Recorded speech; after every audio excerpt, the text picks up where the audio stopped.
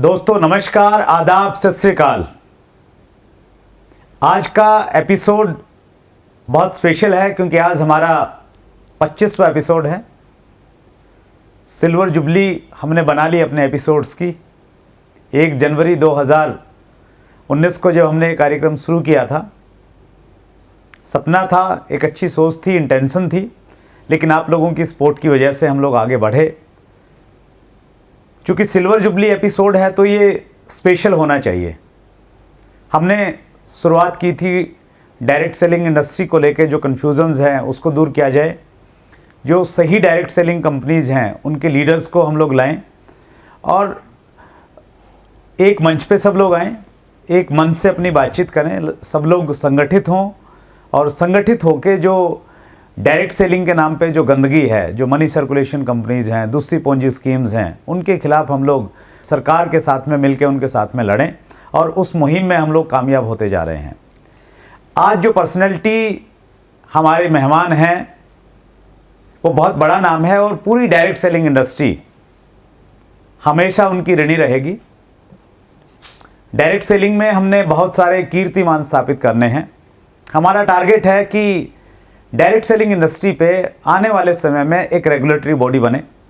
जिस प्रकार insurance sector को पहले जब तक रेगुलेटरी बॉडी वहाँ पे नहीं थी तो वहाँ पे बहुत सारी प्रॉब्लम्स थी, बहुत सारे इश्यूज थे, लेकिन IRDA बनने के बाद में वो इंडस्ट्री बहुत तेज़ी से ग्रो की और सब काम स्मूथ चल रहा है।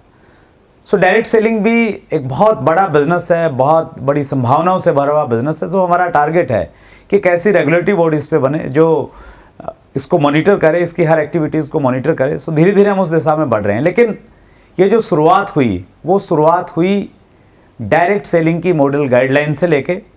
सो बहुत विस्तार से हम लोग उसमें बातचीत करने वाले हैं। आज के इस 25वें एपिसोड में जो पर्सनैलिटी हमारे साथ में है, पहले हम उनका एक वीडियो प्रोफाइल देखते हैं।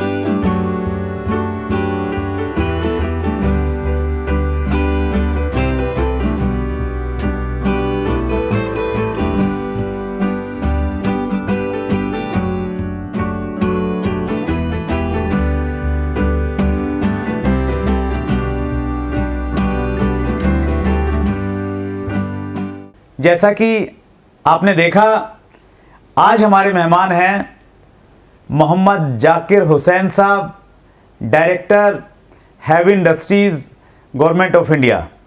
सर, आपका chat with Surendra Vats programme में आपका स्वागत है। सर जी, बहुत बहुत शुक्रिया बुलाने के लिए। Thank you very much sir. Thank you sir. Direct selling industry हमेशा आपकी ऋणी रहेगी। आपने एक उम्मीद की किरण दिखाई सर हम सब लोगों को। मैं हमारे व्यूवर्स के साथ में भी शेयर करना चाहता हूं डायरेक्ट सेलिंग की गाइडलाइन की जो जर्नी है वो किस प्रकार से रही। 2012-13 के बाद में डायरेक्ट सेलिंग का जो समय था डायरेक्ट सेलिंग के लिए, वो बहुत टफ टाइम था। बड़ी अजीब सी स्थिति थी देश में। मनी सर्कुलेशन कंपनियां इस प्रकार से बढ़ गई थी कि सही कंपनी और गलत कंपनी में फ़र्क कैसे किया जाए उसके लिए कोई डेफिनेशन नहीं थी, उसके लिए कोई पैमाना नहीं था। तो उस समय जो एसोसिएशंस थी उन्होंने आगे बढ़ के काम करना स्टार्ट किया और शुरुआत हुई एक RTI लगा के। ये पूछा गया कि जो डायरेक्ट सेलिंग का बिजनेस मॉड्यूल है ये किस मंत्रालय के अधीन आता है। एक RTI लगाई एक डिपार्टमेंट में, फिर दूसरे में लगाई, फिर तीसरे में लगाई, फिर चौथे में लगाई।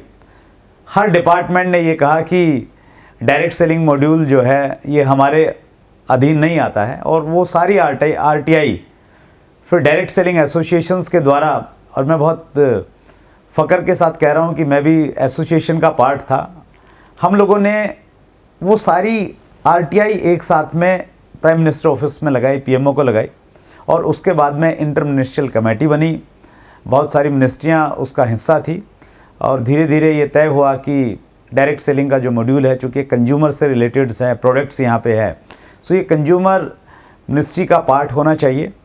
और फिर गाइडलाइन रिलीज़ हुई 9 सितंबर 2016 को, और जब आप गाइडलाइन का नोटिफिकेशन पढ़ेंगे तो उसमें आपको एक नाम दिखता है, डायरेक्टर आईटी मोहम्मद जाकिर हुसैन साहब। सर, ये अंत भला सो भला, बहुत मेहनत हम लोगों ने की और मुझे लगता है कि उससे कहीं ज़्यादा मेहनत आपने की होगी। हमारे व्यूवर ने भी एक सवाल पूछा है कि आप जाकिर सर से ये ज़रूर पूछिएगा कि जब उनके सामने ये काम आया कि डायरेक्ट सेलिंग के ऊपर में गाइडलाइन बनानी है, तो आपका रिएक्शन कैसा था, और ये जो जर्नी रही, ये जर्नी कैसी रही, किन लोगों ने आपको सपोर्ट किया, तो थोड़ा एक बार विस्तार से बताइए सर। आप सभी को मेरा नमस्कार एंड सलाम, जो भी हमारे व्यूअर्स हैं। और आज मैं सुरेंद्र जी के साथ बैठा हूँ। जो भी आपकी जो क्वेरीज हैं, जो भी आपके सवाल हैं, उसको हम विस्तार पूर्वक आपको बताएंगे सर। और जहाँ तक इस प्रश्न का बात है सर, इसमें ये था कि जब डायरेक्ट सेलिंग नाम तो हमें मालूम था, हाँ डायरेक्ट सेलिंग होता है, बट बहुत ज़्यादा जानकारी नहीं थी हमको इसके बारे में, ना इसके निटी ग्रिटी क्या था हमें ज़्यादा आइडिया नहीं था सर। बट हमारे आने से पहले भी इस पर काम थोड़ा सा शुरू हो चुका था हमारे डिपार्टमेंट में। फिर आप लोग से मिलना हुआ सर। मिलना हुआ तो पहले बार ही में जब मैंने आपसे और आपके साथ जो राजीव जी आए थे सर, तो मिले तो लगा कि यार ये व्यक्ति मतलब बहुत जेन्युइन रीजनेबल है। और बातचीत के दौरान ये मालूम चला कि आप लोग अपने लिए नहीं आए हैं, आप एक टाइप ऑफ कम्युनिटी सर्विस के लिए आए हैं सर। तो जो कि आज के ज़माने में लोग ऐसा नहीं करते। लोग जो भी मिलने आते हैं हमारे पास, या आते रहे आते रहेंगे, वो जनरली अपने काम से आते हैं सर। किसी एक के मास लेवल के लोगों के लिए, या आपके मतलब बहुत लोगों के लिए कम्युनिटी सर्विस के लिए नहीं आते हैं सर। तो और जो मैंने पहले भी देखा था वो फाइल वगैरह में, तो बहुत सारे कंप्लेंट्स थे और डायरेक्ट सेलिंग के बारे में थोड़ा सा निगेटिव टाइप का ये था कि डायरेक्ट सेलिंग है, निगेटिव मतलब थोड़ा सा ठीक है रहने दो उसको, मतलब बहुत ज़्यादा उसको छेड़ता नहीं था डायरेक्ट सेलिंग है। क्या मतलब निगेटिव थोड़ा सा ये था, डायरेक्ट सेलिंग मतलब फ्रॉडलेंट टाइप की एक्टिविटीज़ ज़्यादा इन्वॉल्व थे उसमें, बच्चों से या और जो अनएजुकेटेड लोग हैं उसको मतलब उनसे चिटिंग फ्रॉडलेंट टाइप की एक्टिविटी बहुत ज़्यादा, इस तरह से हमारा एक परसेप्शन बना हुआ था। बट जब आप आए और आपके साथ जो राजीव जी आए, और कभी हमको याद है फर्स्ट मीटिंग में ही हम लोग 1.5-2 घंटा चर्चा की, 1.5 से 2 घंटा चर्चा की। वो हमें अच्छे से याद है सर। हम लोग राजीव गुप्ता जी और जब मैं गए आपके पास में, तो हम लोग एक कुछ पेपर लेके गए थे।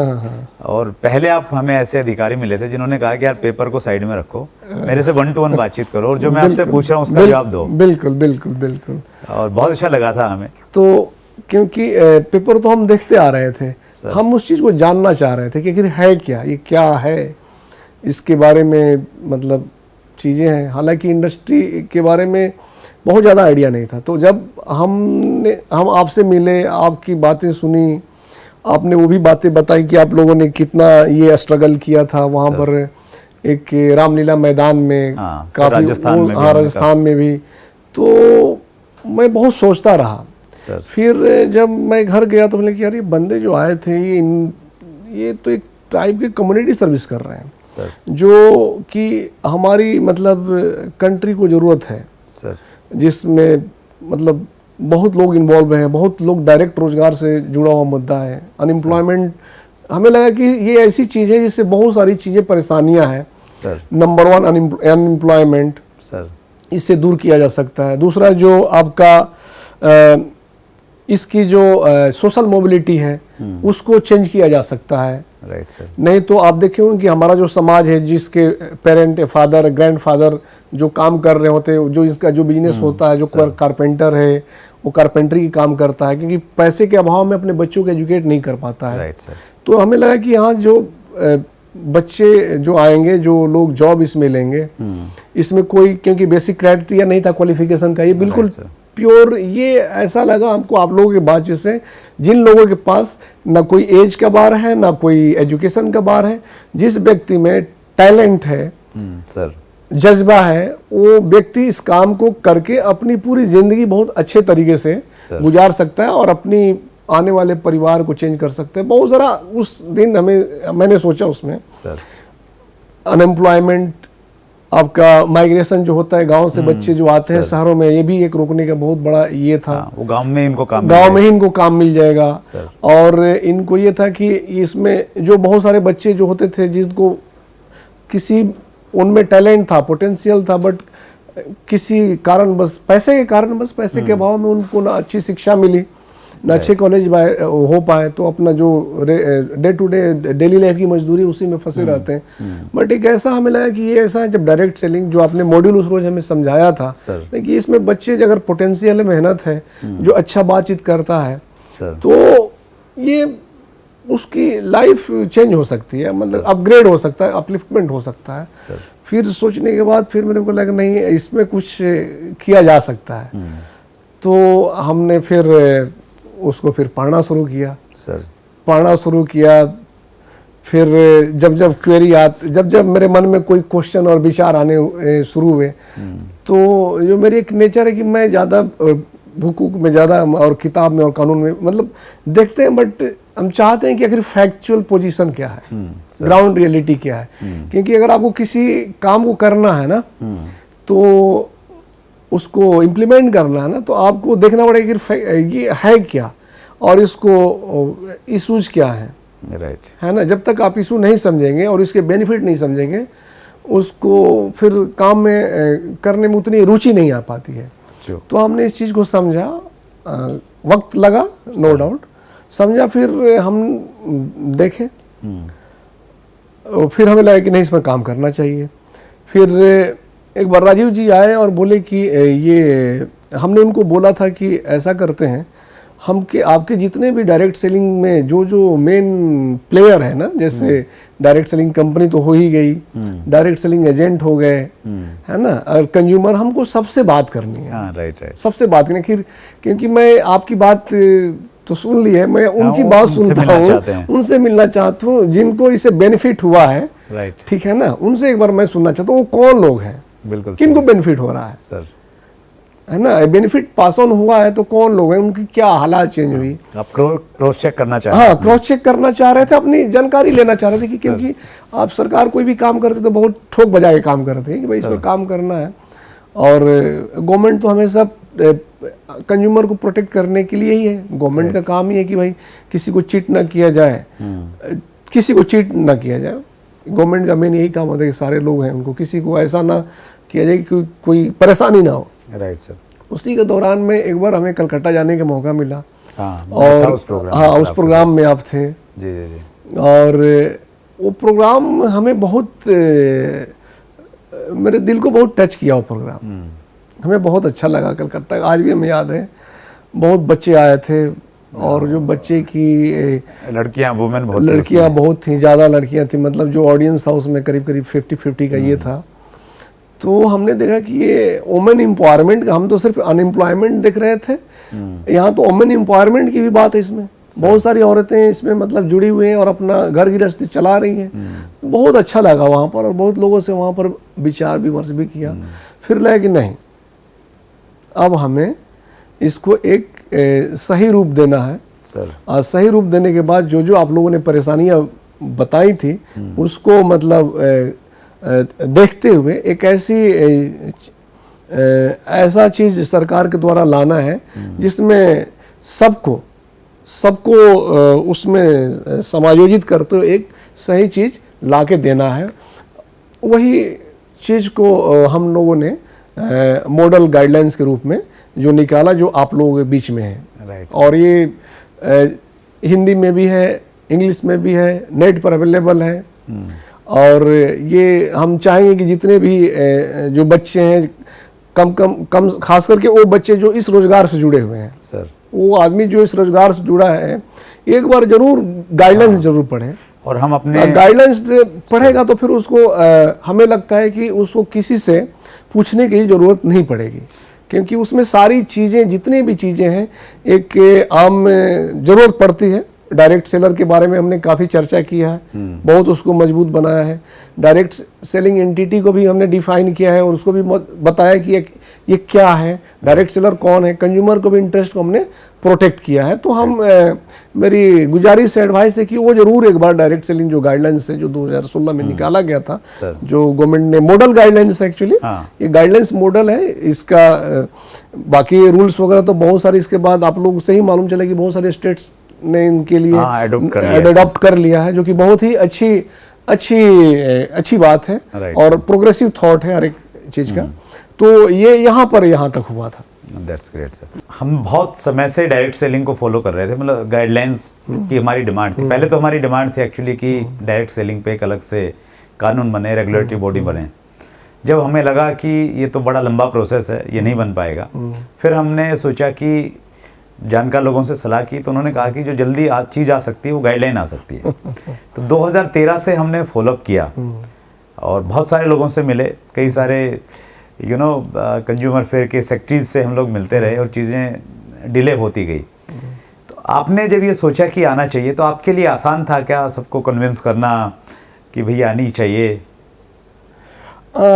ये बड़ा राइट क्वेश्चन है। और जनरली जो मिनिस्ट्री में काम होता है ना, तो एक उसका एक इंटेंशन रहता है कि हम जो काम कर रहे हैं किस लिए कर रहे हैं, इसके क्या बेनिफिट्स हैं सर, और ये चीज़ें जो ऑडियंस टारगेट करते हैं कौन लोग हैं।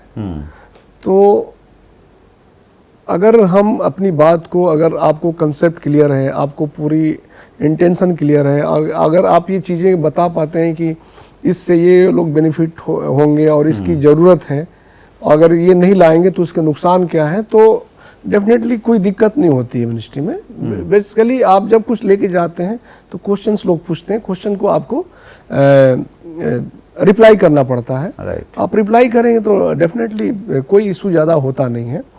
और हमें भी हमारे जो उस समय के जो सीनियर थे काफ़ी ये थे कि नहीं, अगर इससे बेनिफिट हो रहा है, कंज्यूमर्स को भी बेनिफिट हो रहा है, इंडस्ट्री को भी बेनिफिट हो रहा है, एम्प्लॉयमेंट भी आप जैसे बता रहे, एम्प्लॉयमेंट भी अगर इससे जनरेट हो रहा है, तो डेफिनेटली कोई इसमें इशू नहीं है और काफ़ी सपोर्ट मिला। और मुझे अच्छे से याद है सर, एक मीटिंग की थी सेक्रेटरी साहब ने, हेम पांडे सर सेक्रेटरी थे उस टाइम। तो उस मीटिंग में जब हम लोग गए तो उन्होंने आपको बोला था कि जाकिर जी जो है ना वो डायरेक्ट सेलिंग के पंडित बन गए हैं।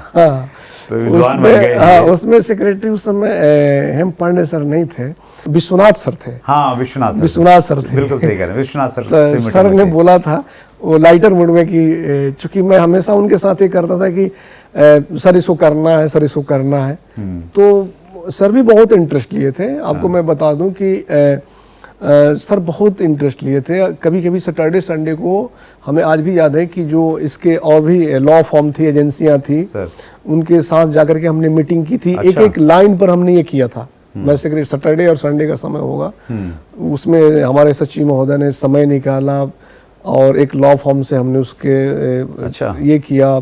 फिर हर एक पहलू पर, हर एक चीज़ पर ये चर्चा की थी।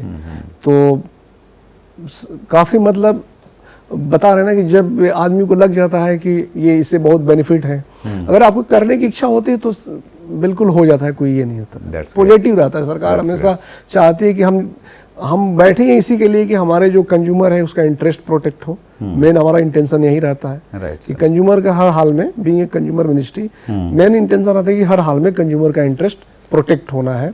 और साथ साथ में जो इसके साथ जो लोग जुड़े हुए, डायरेक्ट सेलिंग एंटिटी हो गए, डायरेक्ट सेलिंग एजेंट हो गए, सबका मतलब इसमें इंटरेस्ट प्रोटेक्ट हो, कोई फ्रॉडलेंट ना करे, कोई हमारे कंज्यूमर के साथ जो हमारे सीधे साधे कंज्यूमर हैं उनको कोई आके बेवकूफ़ ना बनाए।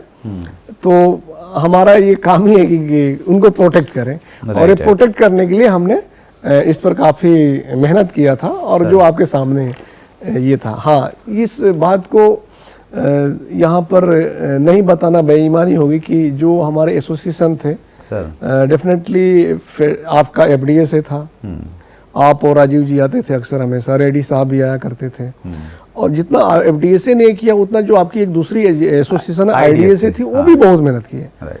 उसमें हालांकि बड़े बड़े एजेंसियां भी तो जो डायरेक्ट सेलिंग की मतलब सारी एजेंसियां का भी रोल रहा, हाँ फिक्की का बहुत बड़ा रोल रहा, हाँ। फिक्की का बहुत बड़ा रोल रहा, मतलब राइट। फिक्की बहुत बड़ा रोल शिल्पा रहा। गुप्ता थी उस समय, तो उन्होंने बहुत पेन लेके शिल्पा काम मैम किया। थी, बहुत पेन लेती थी वो, आज भी हमें याद है। हाँ। और उस समय एक और लड़का था ये अंकित। हाँ अंकित ने बहुत हाँ अंकित ने भी बहुत मदद किया। शिल्पा मैम का बहुत सबका है था, शिल्पा मैम का बहुत बड़ा योगदान इसमें रहा कि जितनी भी मिनिस्ट्री में जाना, अप्रोच करना, अपनी बातें रखना काफ़ी अच्छा रहा। मतलब सबके आप लोग इस सब मेहनत से ये कंसल्टेशन में सबकी ज़रूरत पड़ती है। Right sir. क्योंकि जब कंसल्टेशन कोई चीज़ लाते हैं आप, तो कंसल्टेशन जरूरी है कि जिसके लिए आप बना रहे हैं, अगर आपकी उसे एसोसिएशन से कंसल्ट नहीं करेंगे तो उसे ग्रीवांस आप रेडिस नहीं कर पाएंगे। राइट। तो हमने आप लोगों से कंसल्ट किया, आपके एसोसिएशन से, आपके लोगों से। मैं तो यहाँ तक गया कि मैं कंसल्टेशन तो छोड़ो, मैंने कंसल्टेशन इंडिविजुअल लेवल पर की मैंने। हाँ, किया इवन डायरेक्ट सेलर से भी बात किया, डायरेक्ट सेलिंग एजेंट को भी बुलाया अपने कमरे में, कई एक बार बुलाया, लोग लेकर के आए भी,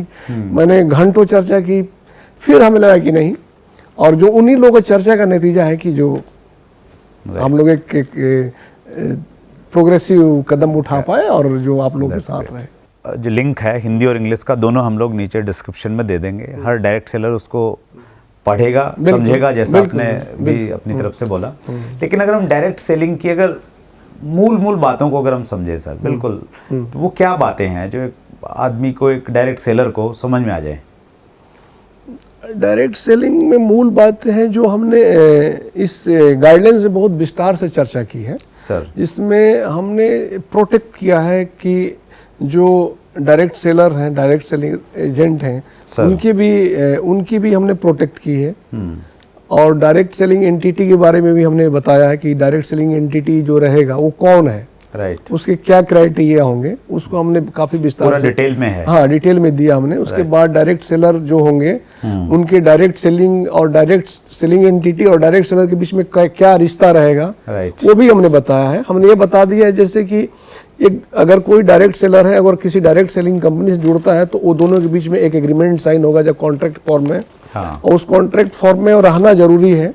राइट। हाँ, तभी वो उसका ये एजेंट का काम कर पाएगा। और वो भी विस्तार से हमने चर्चा किया है। और उसमें मेन मूल बात यह है कि हमने बहुत कुछ हमें डायरेक्ट सेलिंग एजेंट जो मिले थे, जो एक कस्टमर भी होते हैं सर, खुद मतलब कस्टमर भी होते हैं, तो हमने देखा कि उनको डायरेक्ट सेलिंग जो कंपनियां, वो तो बड़ी कंपनियां होती हैं, है ना, उनके लिए 10,000 50,000 लाख रुपया ज़्यादा मायने नहीं रखता है, जो जनरल परसेप्शन है और फैक्चुअली करेक्ट भी है। बट जो डायरेक्ट सेलिंग एजेंट है उनके लिए मान लीजिए कुछ पैसा लग गया, 50,000 10,000, क्योंकि इसमें बहुत जो लोग जुड़े वो उनकी जो फिनेंशियल पोजीशन थी बहुत अच्छी नहीं थी। राइट सर, है ना, अनएम्प्लॉयड डेफिनेटली ये क्लियर है। राइट। ओमेन जो औरतें जुड़ी घर की, वो भी ये क्लियर है। इससे साफ ऐसे लोगों को हम इसमें इस इंडस्ट्री ऐसे लोगों के साथ मतलब जुड़ रहे थे जिसमें उनके इंटरेस्ट को हमें प्रोटेक्ट करना बहुत जरूरी था। राइट। इस वजह से हमने उनके इंटरेस्ट को प्रोटेक्ट करने की काफी कोशिश की और उसको डॉक्यूमेंट के साथ प्रोटेक्ट किया। हमने ऐसा नहीं बोला कि आप आइए हमारी कंपनी ज्वाइन कर लीजिए, और जब एक बार आपने हमारी कंपनी ज्वाइन की तो हमने आपके साथ रिटर्न अगर मान लीजिए मैं कंपनी हूँ और आप डायरेक्ट सेलिंग एजेंट हैं, तो हमारे आपके बीच में कागज पर पेपर पर एक एग्रीमेंट है। आज कल ऐसा नहीं बोल, मैंडेटरी है यार। आप ऐसा नहीं बोल सकते कि नहीं हमने ये मेरा प्रोडक्ट नहीं है या मेरा ये मेरी लाइबिलिटीज नहीं है जो भी हमने आपको प्रोडक्ट दिया है आपको फर्दर सेल करने के लिए। तो अल्टीमेट जो इसकी जिम्मेवारी होती है, इवन कोई डायरेक्ट सेलिंग के साथ कोई कंज्यूमर आगे फर्दर अपना सेल करता है और कोई कंज्यूमर की कंप्लेन आती है, तो ultimate responsibility lies with the direct selling company. तो हमने काफी उसको विस्तार से प्रोटेक्ट किया। मतलब उसको जैसे मैंने पढ़ा सर, उसमें ये बहुत क्लियर है कि अगर कोई डायरेक्ट सेलर कोई भ्रामक प्रचार करता है, लोगों को कोई ऐसी बात बताता है जो सही नहीं है, जो कंपनी नहीं दे रही है, तो उनको रोकना कंपनी की जिम्मेवारी है। बिल्कुल बिल्कुल, वो तय करे कि उसके जो डायरेक्ट सेलर हैं वो ऐसी कोई चीज नहीं बोलें, ऐसा कोई लालच नहीं दें जो सही नहीं है। वो तो इसी वजह से जब कॉन्ट्रैक्ट बेसिकली जब आदमी एक दूसरे के साथ साइन करता है तो सिर्फ पेपर नहीं होता, एक दूसरे को असेसमेंट भी करता है। बिगिनिंग में जब आदमी आप हमारे कंपनी से जुड़ रहे हैं तो हम ऐसा नहीं कि हम आपने आपको ऐसी दे दिए, आपने 2-4 डॉक्यूमेंट देखे, उसको एसेस किया और उसको दे दिए। इसका मतलब हम आपसे बैठते हैं, आपसे बात करते हैं, आपकी कोशिश करते हैं कि आपकी इंटेंशन जानने के लिए कोशिश करते हैं कि आपका इंटेंशन राइट है या रॉन्ग है, आपका इंटेंशन कहीं इजी मनी मेकिंग का तो नहीं है जिसके लिए वो हल्ला हो रहा है। That's great. हमने सर जब आप आने वाले थे तो हमारे लिए बहुत खुशी की खबर थी और हमने आपका एक प्रमोशन वीडियो डाला था। अच्छा। और जिसमें हमने हमारे व्यूअर्स से पूछा था कि आप क्वेश्चंस पूछिए, जाकिर सर जब आएंगे तो हम आपके क्वेश्चंस को शामिल करेंगे। तो कुछ क्वेश्चन है सर, वो मैं लेना चाहूँगा आपकी इजाज़त से। बिल्कुल बिल्कुल लीजिए आप। एक व्यूअर हैं सर हमारे विनोद जोड़पा, उनका क्वेश्चन है कि डायरेक्ट सेलिंग की सरकार में जो लिस्ट जारी की गई है, 317 कंपनियों की लिस्ट है सर अभी, उस लिस्ट में नाम होने के बावजूद कुछ कंपनियां ऐसी हैं जो लोगों को चीट कर रही हैं, तो ऐसा क्यों हो रहा है? और इसको अगर हम इसको थोड़ा सा और बढ़ाएं तो क्या जो 327 कंपनियां हैं, क्या हम ये माने कि वो लीगल कंपनियां हैं? ये लीगलिटी डिफाइन करना मतलब जो देखिए, जो डायरेक्ट सेलिंग कंपनी है वो कंपनी कौन है, और वो कंपनी अगर बिजनेस इंडिया में करना चाहती है तो उसके वो कौन है, उसको क्या करने पड़ेंगे, हमने अपने गाइडलाइंस में काफी विस्तार से दिया हुआ है, बता दिया है उसको, बता दिया है। ठीक है ना, जो विस्तार से बता दिया है वो पूरी जब क्राइटेरिया फुलफिल वो कंपनी करेगी, वही डायरेक्ट सेलिंग कंपनी की बिजनेस यहाँ पर करेगी। राइट। और उसके लिए और भी अवेलेबल टूल्स हैं, रूल्स हैं यहाँ पर अपने के यहाँ, तो उसको फॉलो करना ही करना है। हाँ। इसका हमारी जो कंपनियां कंज्यूमर अफेयर की वेबसाइट पर जो है, जो लिस्टेड हैं सर, तो जो हमने उससे डॉक्यूमेंट्स मांगे थे, जो बहुत ट्रांसपेरेंट प्रोसीजर है, हमने ट्रांसपेरेंसी के साथ उस पर ये किया है। अब उस कोई कंपनी अगर आपको लगता है कि फ्रॉडलेंट एक्टिविटी में मतलब इन्वॉल्व है, तो आप उसको सरकार के नोटिस में लाएं और डेफिनेटली उसके लिए हमारे मतलब कंज्यूमर ग्रीवांस सेंटर है, वहाँ पर आप बताएं और उसको दूर किया जाए, कोई इशू नहीं होगा। राइट। इसमें सर जो एफिडेविट जो भी कंपनी रजिस्टर्ड करती है, जो भी कंपनी वहाँ पे दस्तावेज देती है डिपार्टमेंट में, तो उसमें जो एफिडेविट लेते हैं तो उसमें क्लियर लिखा गया है, इसका जो सी पॉइंट है, ये कहता है कि हम उपभोक्ता मामले, खाद्य एवं सार्वजनिक वितरण मंत्रालय, उपभोक्ता मामले विभाग द्वारा दिनांक 9 सितंबर 2016 को फॉर्म संख्या 100 द्वारा जारी किए गए दिशा निर्देशों में उल्लेखित शेष बचे सभी निर्देशों का अनुसरण करते हैं, समय समय पर मांगे जाने पर सभी ब्यौरे उपलब्ध करवाएंगे। यानी वो ये एडमिट कर रहा है कि जो भी गाइडलाइन में है उसको जी वो एज इट इज फॉलो कर रहा है, इसलिए उसका नाम आ गया है। बिल्कुल। लेकिन अगर उसने एफिडेविट दिया है और वो गाइडलाइन को फॉलो नहीं कर रहा है, तो इट मींस वो गाइडलाइन की अवहेलना कर रहा है। डेफिनेटली इसमें कोई शक की कोई गुंजाइश ही नहीं है। आपने जैसे ये तो आपने हमें बताया कि ये चीजें डॉक्यूमेंट हैं, हम आपको दे रहे हैं, राइट, और आप इसके देने के बाद आप खुद गलत डॉक्यूमेंट सबमिट कर रहे हैं, तो डेफिनेटली ये पूरा अवहेलना कर रहा है। और अब हमारे कंज्यूमर इतने अवेयर हो गए हैं इस गाइडलाइंस आने के बाद कि ऐसे लोगों की जगह नहीं है। राइट। वो है मोमेंटरी, बहुत टेम्पररी इस तरह की बातें होती हैं, इनकी जगह नहीं है। उसको हम ये समझे सर कि अगर कोई 317 में कोई कंपनी है और वो उसने एफिडेविट तो दे दिया कि हम लोग गाइडलाइन को फॉलो कर रहे हैं और वो नहीं कर रहे हैं, तो जो कंज्यूमर है या डायरेक्ट सेलर है वो उसकी शिकायत विभाग में करवा सकते हैं। शिकायत करें। शिकायत करने के लिए जिस स्टेट में है, हमने इस गाइडलाइंस में हमने ये भी प्रावधान किया है कि जब हमारा ये मॉडल गाइडलाइंस हमने जो बना दिया है, स्टेट गवर्नमेंट अडॉप्ट करेगी, स्टेट गवर्नमेंट अडॉप्ट करेगी, उसमें एक अपना मैकेनिज्म डेवलप करेगी। राइट। मैकेनिज्म है कि वो किस तरह से हमारे कंज्यूमर के इंटरेस्ट को प्रोटेक्ट किया जाए। उसमें एक कमेटी भी बनाने की बात कही गई है। कमेटी में कुछ कंपनी के अधिकारी रहेंगे, कुछ गवर्नमेंट के रिप्रेजेंटेटिव रहेंगे। तो ये बातें बताई गई है डायरेक्ट सेलिंग में, गाइडलाइंस में सारी चीजें उपलब्ध है। राइट। और तो उसमें कोई चाहे कि हमारे पास मॉनिटरिंग मैकेनिज्म की हमने बात की है, इस तरह की कुछ एक आध कभी आ जाती है तो हमारी मॉनिटरिंग मैकेनिज्म है जो स्टेट गवर्नमेंट करती है। और स्टेट गवर्नमेंट जो अभी जैसा आप लोगों से ही हमने सुना था कि करीब 4-5 स्टेट ज्यादा अभी लगभग 13-14 स्टेट अडॉप्ट कर लिए। अडॉप्ट कर रही है तो अपना मैकेनिज्म अपना लेकर के आ रही है। आप वहाँ पर जिस स्टेट में इस तरह की चीज़ें आ रही नोटिस में, वहाँ के जो एजेंसी है, जो गवर्नमेंट की एजेंसी है, वहाँ पर वो अपना डॉक्यूमेंट्री एविडेंस के साथ उनके पास ये दे, डेफिनेटली उस पर कार्रवाई की जाएगी। इसमें जैसे डायरेक्ट जो मिनिस्ट्री की भी जो एक ईमेल आईडी है सर, वो भी हम शेयर कर सकते हैं। आप कर सकते हैं। मिनिस्ट्री की तो वेबसाइट है, उस पर आप डालें। हमारे कंज्यूमर ग्रीवांस सेल है, वहां पर डालें। इस तरह की कोई इसके आज तो ये हो नहीं रहा जो चीटिंग, और ये पहले भी होता रहा है। हमने गाइडलाइंस लाया ही था इसी वजह से।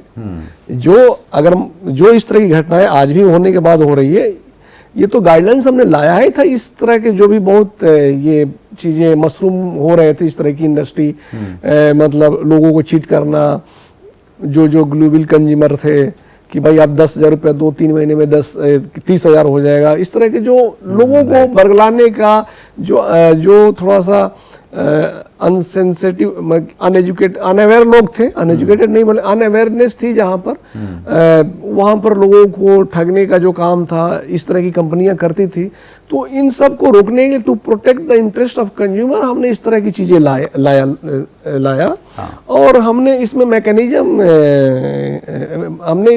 मैकेनिज्म प्रोवाइड किया कि ये स्टेट गवर्नमेंट जो है, स्टेट गवर्नमेंट जब अडॉप्ट करेगी उसमें इस चीज़ को प्रावधान करेगी, और स्टेट गवर्नमेंट प्रावधान कर रही होगी होपफुली। जैसा सर ने बताया, स्टेट गवर्नमेंट को आप कंप्लेंट कर सकते हैं। और हम लोग स्क्रीन पे जो मिनिस्ट्री की वेबसाइट मेल आईडी है directselling-ca@gov.in, हाँ, वो भी हम लोग आपके सामने रख रहे हैं, और आप वहाँ भी कीजिए, और उसको यहाँ पे भी आप भेज सकते हैं, ताकि कहीं ना कहीं तो आपकी बात रखी जाए। हाँ, आप चुप मत बैठिए। अगर इस तरह का है तो आप वहाँ के लोकल पुलिस वहाँ कंप्लेंट कीजिए। हाँ, कंप्लेंट कीजिए। मतलब कंप्लेंट कीजिए। मैं अपनी तरफ से इसमें एक चीज़ ऐड करना चाहूँगा। देखिए, अगर आप इस इंडस्ट्री को बहुत प्यार करते हैं और आपको लगता है कि ये बहुत अच्छा काम है और कहीं गलत हो रहा है, तो आप चुप मत बैठिए, उस आवाज़ को उठाइए। आप लोकल डिपार्टमेंट में जाइए, पुलिस थाने में जाइए, उसका जो नोडल अधिकारी कौन है वो पूछिए। गूगल पे आपको सब कुछ मिल जाता है, और कहीं आपको कुछ नहीं मिलता तो आप मिनिस्ट्री की जो वेबसाइट है उसमें मेल आईडी दिया हुआ है सारा का सारा, आप वहाँ पे भी उसकी शिकायत दर्ज कर सकते हैं। बिल्कुल, इसमें कोई चीज़ नहीं। That's great sir. मेन इसका पर्पस था ही, गाइडलाइंस लाने का मेन पर्पस ये था कि जो हमारे कंज्यूमर हैं, जो अनअवेयर हैं, जो गांव के, खास करके गांव के लोग जिनसे लोग ठग रहे हैं, चीट किया जा रहा है, उनके इंटरेस्ट को प्रोटेक्ट करना मेन कोर इंटेंशन ये था। इसके साथ साथ जो डायरेक्ट सेलर हो गए, डायरेक्ट सेलिंग कंपनी हो गई, सबके साथ, बट मेन इंटेंशन था to protect the interest of the consumer. ये मेन कोर इंटेंशन था इसका। That's great. मिस्टर सोनी हैं सर, इनका क्वेश्चन है, एफडीएस से और आईडीएस से जो हैं ये क्या हैं, और इनका क्या ये ज़रूरी है कि हर कंपनी को इनकी मेंबरशिप लेनी चाहिए? सोनी साहब बोल रहे हैं। Mister Soni, yes. हाँ, सोनी साहब का क्वेश्चन बहुत वैलिड है, और इसका आंसर सबसे ज़्यादा आप अच्छे से देंगे क्योंकि एफडीएस से जुड़े हुए हैं। फिर भी मैं थोड़ा सा इस पर बताऊंगा सर कि ये जो दो क्या होता है कि जब आदमी आप अकेले होते हो ना, तो आपकी बात लोग कम सुनता है, तो आप अपनी आवाज़ को सुनाने के लिए 2 आदमी अपने दोस्तों के साथ जाते हो, फिर 4 आदमी को जोड़ते हो, फिर 5 आदमी को जोड़ते हो, 5-6 आदमी 10 आदमी होता है, उसकी एक आवाज़ होती है, उसमें ताकत होती है। राइट, ठीक है ना। इसी तरह से जो कंपनियां जो डायरेक्ट सेलिंग की काम कर रही है, अच्छे से कर रही है, जो जेन्युइन कंपनियां हैं, तो वो अकेली कंपनियां थी, वो उसकी आवाज़ कोई नहीं सुनता था। फिर उन्होंने अपना एक ग्रुप बनाया कि भाई हम भी वही काम कर रहे हैं, हम भी वही सफरर हैं। उन्होंने एक ग्रुप बनाया, एसोसिएशन बनाया, और वो जितने इंडस्ट्रीज थी, डायरेक्ट सेलिंग इंडस्ट्री थी, वो इंडस्ट्री का एसोसिएशन था। राइट। इंडस्ट्री की जो कंपनियां की जो अपनी प्रॉब्लम थी, तो वो मिलजुल के सोचे कि हम एक एसोसिएशन बनाते हैं, एक प्लेटफॉर्म चाहिए कोई बात करने के लिए। और सरकार के पास भी अब जब जाते हैं तो इंडिविजुअल आपकी बात कहते हैं तो सरकार सुनती है, बट जब आप किसी एसोसिएशन और किसी इंडस्ट्री के बिहाफ में जाते हैं तो उस पर तवज्जो देते हैं कि नहीं भाई इनकी कुछ समस्या है, उनकी बात की और ज़्यादा वेटेज मिलता है। तो एक एसोसिएशन है जो इंडस्ट्री के बिहाफ में काम करती है और वो इंडस्ट्री के लिए काम करती है। That's great sir. सर एक हमारे व्यूवर हैं देवेंद्र सिंह आर्या, इनका क्वेश्चन है कि जैसे सरकार समय समय पे जागो ग्राहक जागो एक मुहिम चलाती है और उसमें लोगों को अवेयर करती है, तो डायरेक्ट सेलिंग के ऊपर में भी जो प्रॉब्लम्स हैं, मनी सर्कुलेशन है, इसको लेके सरकार कुछ काम करती है?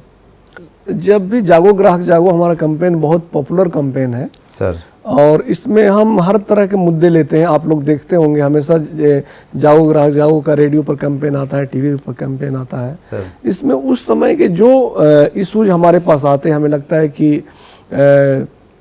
इस पर हमें लोगों को अवेयर करना चाहिए, तो हम करते हैं, और इस तरह की बात आएगी तो हम उस पर भी करेंगे। That's great sir. सर आपने बहुत सारे क्वेश्चंस के उत्तर दिए सर, और जिस सहज अंदाज में आपने बातचीत को रखा, हमारे व्यूअर्स को बहुत सारी क्लैरिटी मिली होगी, और हम उम्मीद करते हैं कि उनको क्लैरिटी मिली होगी। अगर नहीं मिलेगी तो हम आपसे गुजारिश करेंगे, व्यूअर से भी गुजारिश करेंगे कि आपको एक मेल डालें। हाँ, वो आपको मेल डालें, आपके कम्युनिकेट कर दें, आप हमें मेल करेंगे, रिप्लाई करके दे देंगे उनको, कोई इशू नहीं है। नहीं सर, बहुत बढ़िया सर। आज हमारा जो ये 25वां एपिसोड है ये बहुत ऐतिहासिक होगा, और मेरा ये मानना है, आज से पहले मैंने किसी एपिसोड के बारे में आपसे ये नहीं कहा कि आप इसको शेयर कीजिए, हर डायरेक्ट सेलर तक पहुंचाइए, लेकिन ये जो एपिसोड है इसका उद्देश्य ये है कि डायरेक्ट सेलिंग को लेके जो गलत फहमियाँ हैं, जो मिथ हैं, वो सारे के सारे दूर होने चाहिए। सो एक एक्टिव डायरेक्ट सेलर के रूप में और एक लीडर के रूप में ये आपकी जिम्मेवारी है कि इस चीज़ों को आप ज़्यादा से ज़्यादा लोगों तक पहुंचाइए। और सर हम लोग एक और रिक्वेस्ट करते हैं, ये चूँकि इतना बड़ा सब्जेक्ट है और गाइडलाइन आपने बनाई है, सारी चीज़ों को हम लोग आज कवर नहीं कर पाए, लेकिन जब कभी कोई स्पेशल एपिसोड होगा बिल्कुल फिर हम आपको याद करेंगे सर। बिल्कुल, मैं बिल्कुल अपना वक्त निकालेंगे, आप लोगों के साथ बैठेंगे। थैंक अब उस समय आप बताएंगे हमको कि और कहाँ तक आप उसको लेके गए। Thank you very much sir. आपने जो शुरुआत की है, जो नींव का पत्थर डाला है सर, आप विश्वास रखिए हम इसको आगे बढ़ाएंगे सर। बिल्कुल बिल्कुल, आप लोग मेहनती हैं, आप लोग लेके जा सकते हैं। आप लोगों में जो जज्बा देखा मैंने ना सर, जो फायर देखा ना मैंने सर, वो मेरे को टच किया। मतलब आप कुछ भी, यू कैन डू एनीथिंग। और इस इंडस्ट्री की एक खास बात है सर, जो बहुत प्यारी बात, हमको बहुत अच्छा लगा। इस इंडस्ट्री सिर्फ आज खड़ी है और जो लोग आगे गए हैं सिर्फ और सिर्फ मेहनत और ईमानदारी।